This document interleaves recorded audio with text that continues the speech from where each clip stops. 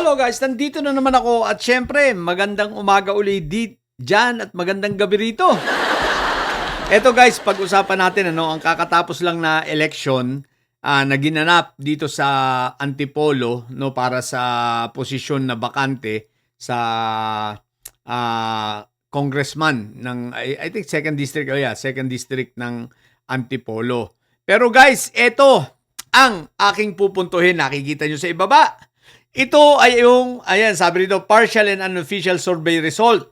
Ito ang mga survey na naman. Okay? Itong kalaban ni Bong Acop na si Red Liagay, kita nyo ang ipinalalabas nito nila, Attorney Mark Tolentino ng SMNI, ay 78%. No? So talagang sure win.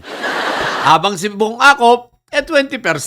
Sobrang dehado. At ito ang ating pag-uusapan. Let's go. So guys, kitang-kita natin ito ang sinasabi ko, kaya hindi tayo nagpapaniwala sa mga survey na yan dahil nga halatadong mind conditioning at bayad. Isipin mo, 78%. Ngayon lumabas na ang resulta. Lumabas na ang resulta ng eleksyon at ang nanalo ay walang iba kundi si Bong Acop. So, first of all, congratulations sa Congressman Bong Acop, no? Anak po siya ni yumaong si Congressman Acop, no? So guys, ang pinupunto ko rito, kita nyo na ang mga survey, Ito, ang kamalasan nitong si Red, no? Liaga, guys, inendorso siya ni Topac Sio. Hindi niya naisip na itong si Topac Sio may kambal malas.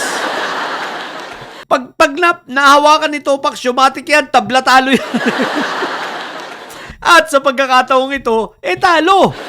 Paano inendorso siya ni Topac Sio At higit sa lahat, inendorso rin siya ni Inday Sayad. Inendorso ni Inday Sayad at mga PDP, inendorso siya. O ano ngayon, akala ko ba si Sayad malakas? Akala ko ba ang PDP malakas? Anyari? At ang taas ng survey, 78%. Yan ang sinasabi natin. Ang survey ay bayad. Diba? Kalimitan ng survey, ito pang pang mind conditioning, pang manipula, pampalakas loob. Pero ano nangyari?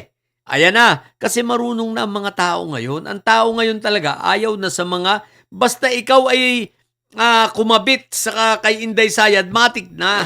Kaya ito mga congressman, mga senador, matuto na kayo, makita nyo, ito ay isang maliwanag na halimbawa, no? Na ang tao ay ayaw na sa mga ini-endorso ng may sayad. Kung totoong marami kayo na mga didilis, bakit hindi nyo na ipanalo itong didilis na isa? Itong kandidato ninyong didilis, anyari, bakit hindi nyo na ipanalo? Di ba ang dami nyo? So ito ay maliwanag na pagpapakita na wala na talaga kayo. Lusaw na talaga kayo. At kayo ay iilan na lang. Kaya wag na kayo magpilit. Isipin mo, 78%. Wow! 78%. Tapos si Acop 20%. Ngayon biglang nabaliktad ang nangyari. Kasi nga itinaas ba naman ni Topac Sio ang kamay? Ayun, minalas.